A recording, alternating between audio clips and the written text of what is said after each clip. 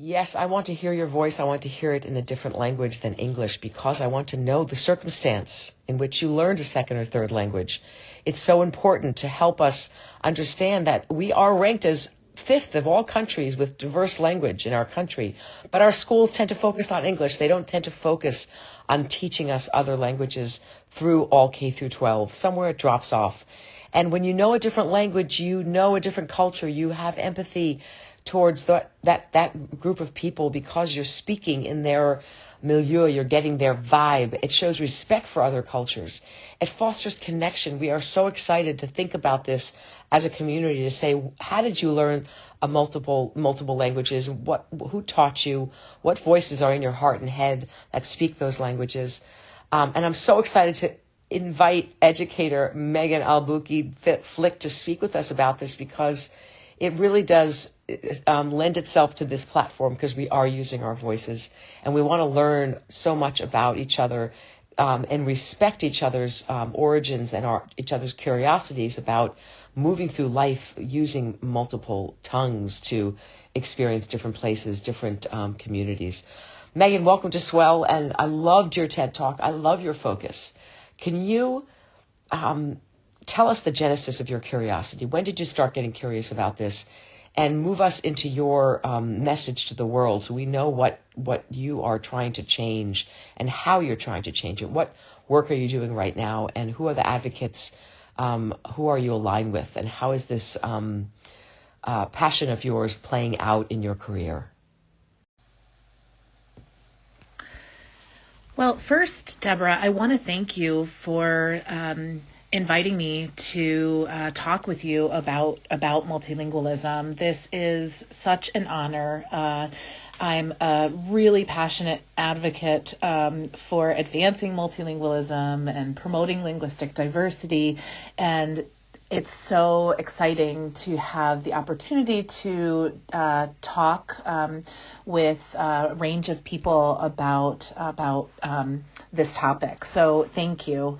So the genesis of my curiosity, it really began, I suppose, back in the world of world language classrooms when I was a young person, and I began taking Spanish and really became kind of interested in developing my own language proficiency, but not having much of an opportunity to use the language and really build proficiency in the language outside of kind of the more traditional world language classroom model. So when I studied abroad in college, I went to Costa Rica, and that was the first time I really was able to engage kind of in the culture, using the language in a more authentic environment, and that really, I think, kind of whet my appetite for what was to come.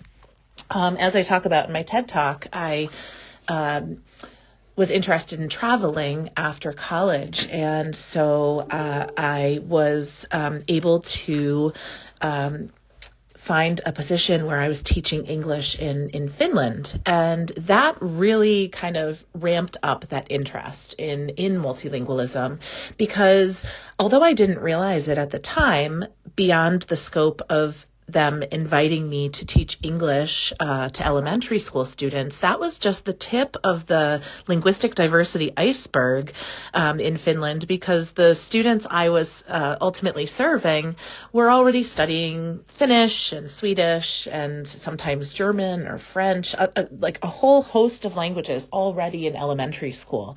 So that really got me excited about language, and it really kind of was the sort of jumping off point for the rest of my professional career. So I've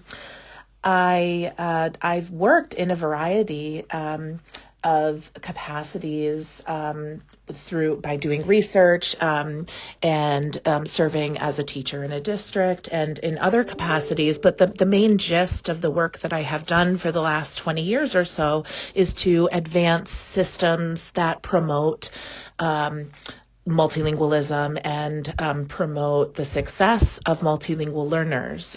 So students who come from homes where a language other than English is the primary language spoken or utilized. So, what's my message to the world? Let's see. I guess really it's that multilingualism matters, and it matters for the individual person, but also for communities and for cultures, because it really opens us all up to to more experiences and more opportunities and connections.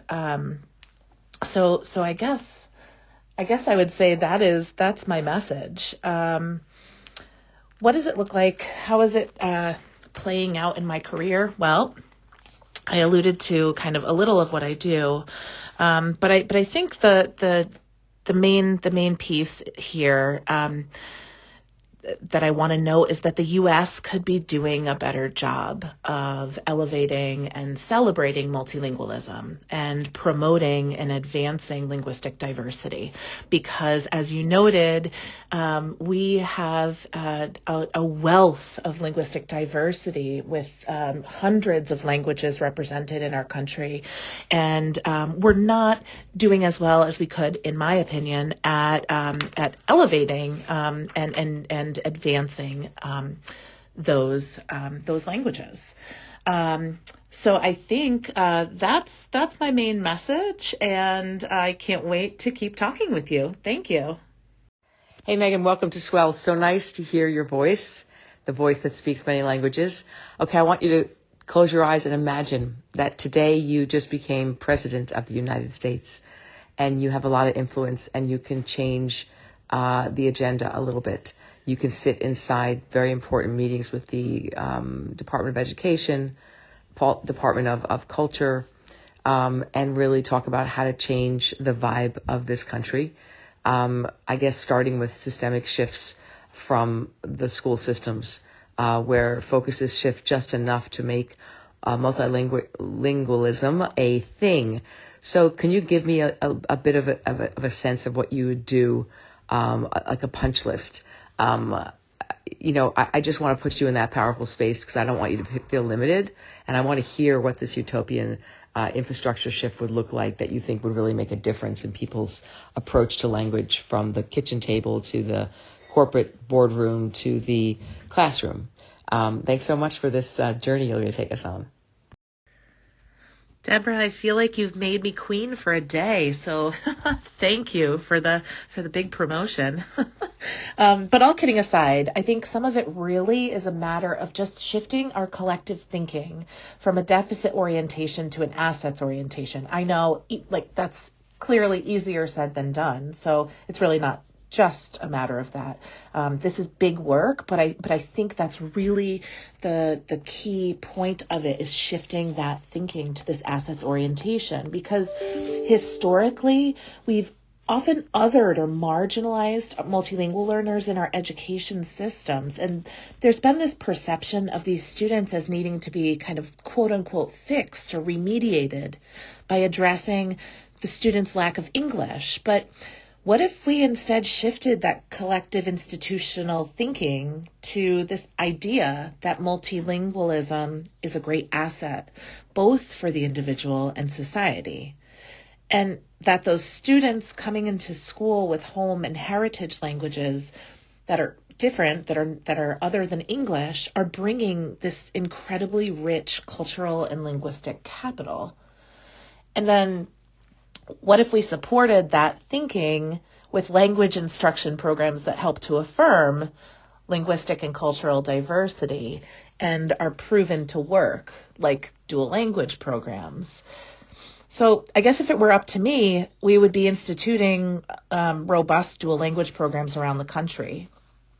And so there's different types of dual language programs, but the general gist is that students enter these programs speaking one language, and then in the program they develop their academic knowledge, and concurrently they're developing their ability to listen, speak, read, and write in two languages proficiently. And research shows that these programs work.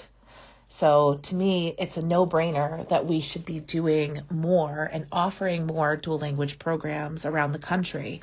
But in addition, I would say that We should also be encouraging ongoing support for language revitalization programs and heritage language programs and robust proficiency-based world language programs.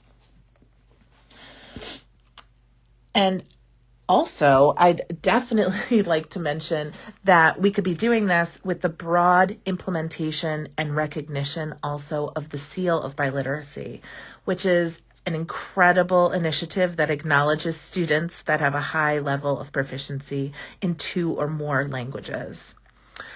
Again, with the underlying foundation to all of this being an assets orientation to multilingualism and to linguistic diversity. I didn't know about that SEAL program. It's so exceptional because people need to be acknowledged, and it's those motivating programs that really can make a difference, because it's the competitive spirit. It's the spirit of wanting to achieve, and that's awesome. If you notice, we have a hashtag second language attached to this Swell because we're celebrating second language month basically here on Swell, and we're especially this particular week, and we're really sort of calling out the beauty of different voices with multiple language behind them. Just today, Catherine Coles posted something about a poem that she translated to English, and somebody had never heard it in English. And it's just so moving that we can celebrate each other's skills and we can cross-pollinate how we experience life through different languages together. And I wanted to ask you, as a scholar, I'm calling you a scholar. Come on, take it. Be with it. When I see like a Dutch program on TV, it's like a police program, I could choose to listen to it in Dutch and then read the subtitles, or I can get the English dubbed. And I know that's horrible, but sometimes I'm just listening to the English dubbed. So I don't have to read because my eyes are tired. But is there benefit from your perspective in reading subtitles and hearing the native language? Do you think on some subliminal level we are picking up that language, or am I just imagining it? What do you think in general about foreign language films as teachers for us to indulge in language, at least from a sonic perspective?